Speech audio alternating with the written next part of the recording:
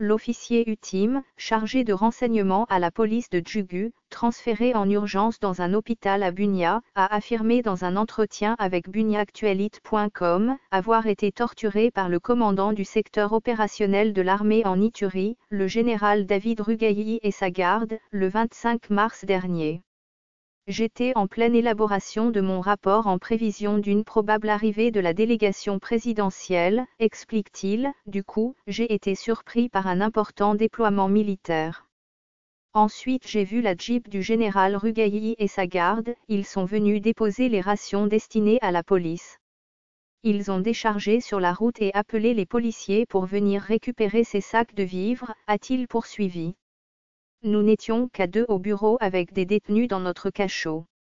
Je suis chargé de renseignements, je suis souvent habillé en civil et ce n'est pas mon travail de réceptionner la ration. Ensuite je craignais la fuite des détenus. Lorsque j'ai expliqué cela au général, il s'est fâché.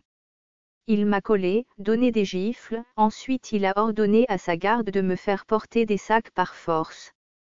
Pendant que j'avais des sacs à la tête, d'autres m'ont fait tomber, m'ont donné plusieurs coups de boxe, des gifles au vu et au su du général, s'efforce de raconter la victime, incapable d'ouvrir les yeux ni de bouger le cou, avec des signes visibles de torture. Des sources médicales affirment que les nerfs des paupières ont été sérieusement endommagés et que l'une de ses oreilles a du mal à entendre suite aux coups qui lui ont été administrés. Interrogé à ce sujet, le porte-parole de l'armée reconnaît les faits mais affirme que le soldat de la garde du général, responsable de cet acte, a été arrêté.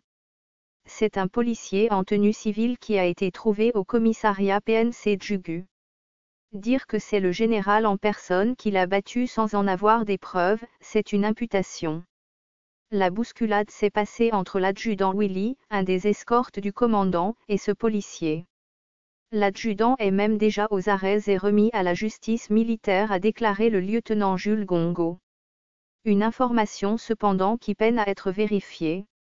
Nos sources au parquet militaire de Bunia n'ont pas confirmé détenir l'adjudant Willy dont parle le porte-parole de l'armée. Face à cette situation, l'ONG de défense des droits de l'homme dénommée Justice Plus exprime sa préoccupation et exige une enquête.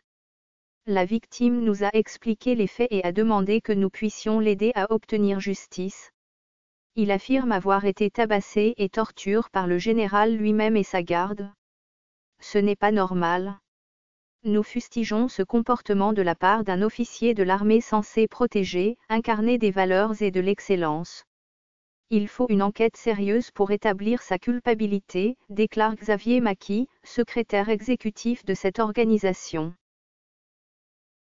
Ce fichier audio a été créé par Panopre-T Basic, vous pouvez le télécharger sur www.panopre-t.com.